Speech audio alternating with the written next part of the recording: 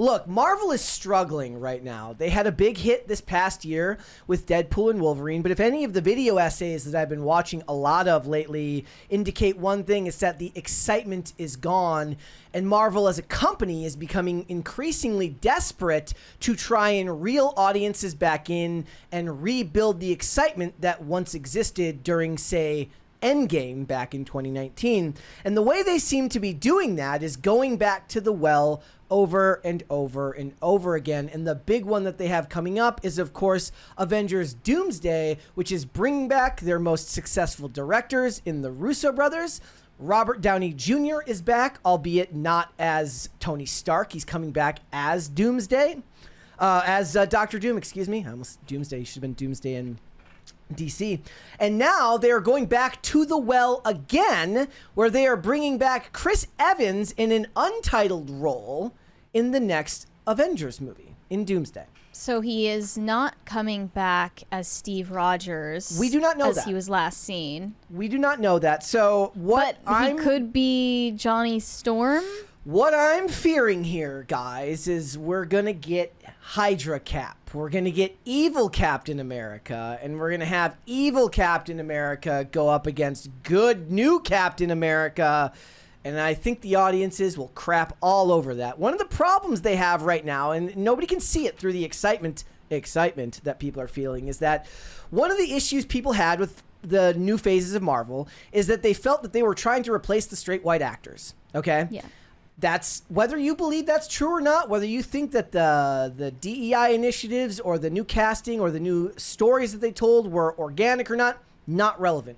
What's relevant is what the audience believes to be true. And if they believe that to be true, if they believe that audiences were trying to, or that the studio was trying to replace the straight white stars of this franchise, which built it up to what it was, then possibly the worst thing you could do would be to bring back the two most successful actors from those franchises and turn them into bad guys. It feels like even more of a rebuke than simply not bringing the characters back at all. But sometimes villains are more well-liked by the audience than the heroes. I mean, and that could be the case here. Look, Robert Downey Jr. being as charismatic as he is, it leans into that.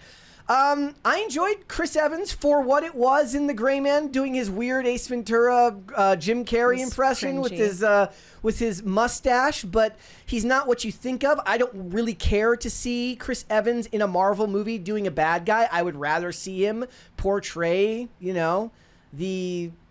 Captain America, Steve Rogers. When you're referring to good Captain America, you're referring to Anthony Mackie's version? I'm sure he'll be in that movie. Yeah, absolutely. Well, that's interesting you would say that, because rumors suggest Anthony Mackie and all the cast of Captain America Brave New World are frustrated by the timing of this announcement, which comes 2 months before their film's release. Many behind the scenes view it as a premature announcement and believe it detracts from the spotlight on Mackie's upcoming film.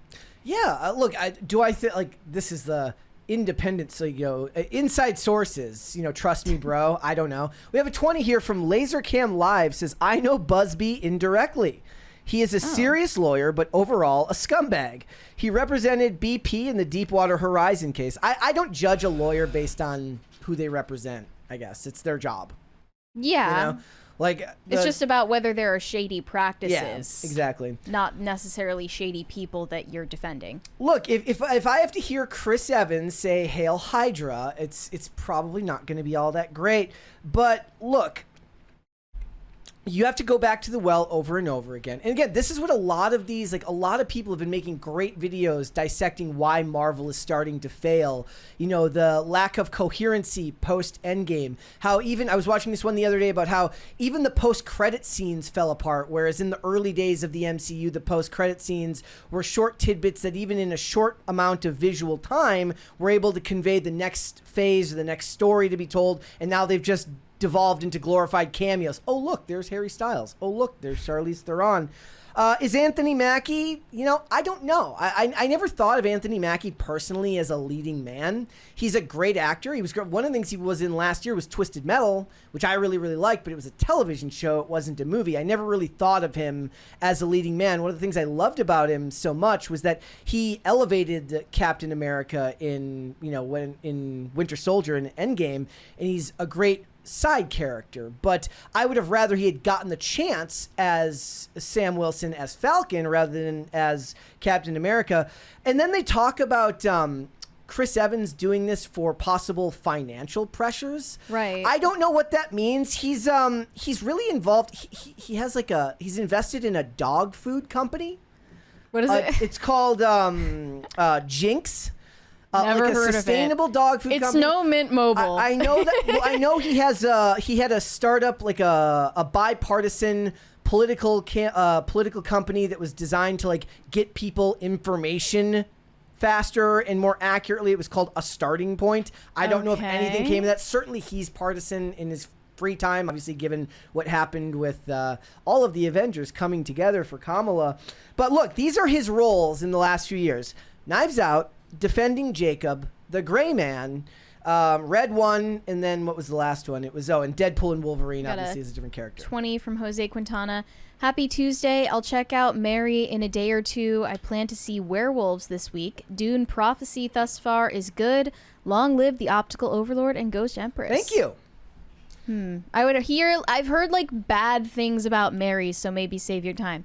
But I forgot about Dune Prophecy. Yeah, I deleted my HBO Max a while ago, so I forgot can't they were actually trying to watch make that happen. I don't know what the financial pressures are. I don't know if I buy that. I think on an individual scale, I think Marvel right now probably needs him way more than he needs them.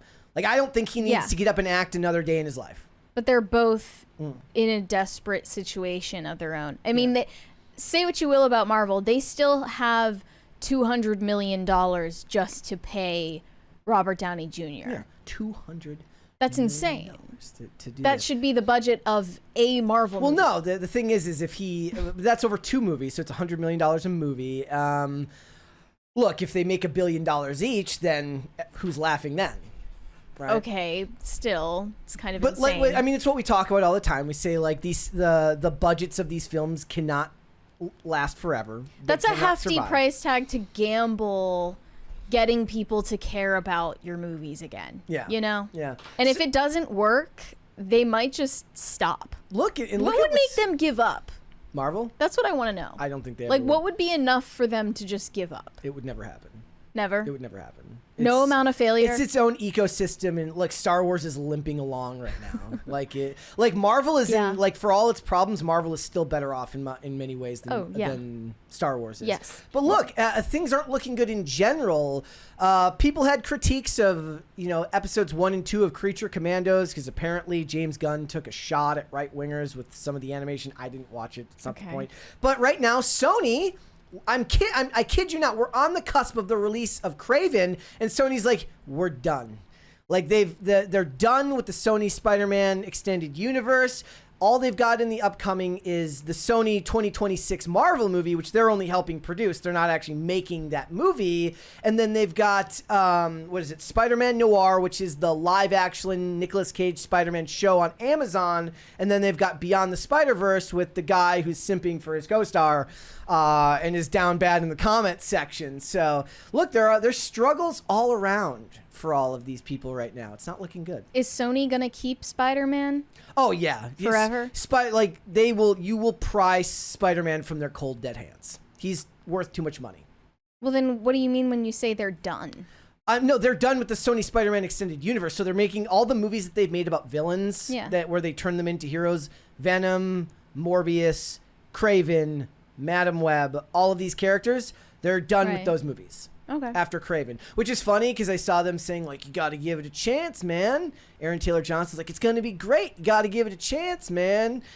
That doesn't work these days. It doesn't matter anymore. Earn your chances. Spider-Man will make money forever just by being Spider-Man. Mm-hmm. So we'll have to wait and see. But I believe that Marvel needs Chris Evans more than Chris Evans needs them. How they use him is up in the air. I think using some form of evil Hydra Cap is a horrible idea. But maybe perhaps the idea is to team him up with Doctor Doom. Again, like I said, then I feel like you're just looking at the good guys and being like, now they're bad guys. And the audiences that have checked out, the ones who are like, Marvel made movies post Endgame? I didn't even know. They're going to see him on screen like, why is he a bad guy?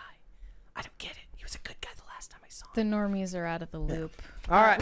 Thanks for watching. Listen to full episodes of Pop Culture Crisis on Spotify. Keep up with us on social media and make sure you subscribe and ring that bell so you never miss the show. Bye, guys.